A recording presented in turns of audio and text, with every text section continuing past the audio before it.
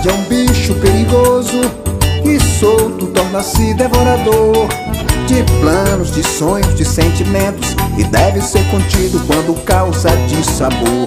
A ideia de mostrar fragilidade num poço de vaidade que habita o coração faz parte de uma farsa bem tramada, utilizada para enganar a alma em vão.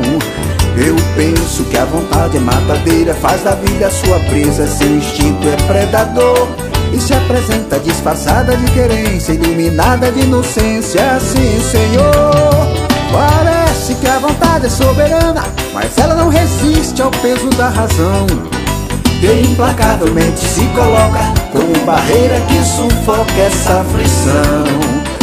Parece que a vontade é soberana, mas ela não resiste ao peso da razão, que implacavelmente se coloca como barreira que sufoca essa aflição.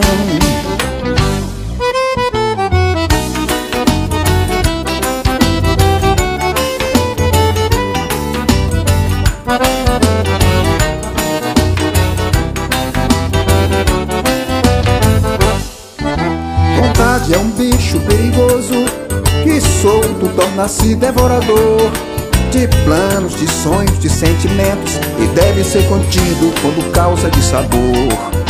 A ideia de mostrar fragilidade num poço de vaidade que habita o coração faz parte de uma farsa bem tramada, utilizada para enganar a alma em vão. Eu penso que a vontade é matadeira, faz da vida sua presa, seu instinto é predador e se apresenta disfarçada de querência, iluminada de inocência. Sim, Senhor, parece que a vontade é soberana, mas ela não resiste ao peso da razão, que implacavelmente se coloca como barreira que sufoca essa aflição. Parece que a vontade é soberana, mas ela não resiste ao peso da razão, que implacavelmente se coloca como barreira que sufoca essa aflição. Como barreira que sufoca essa aflição.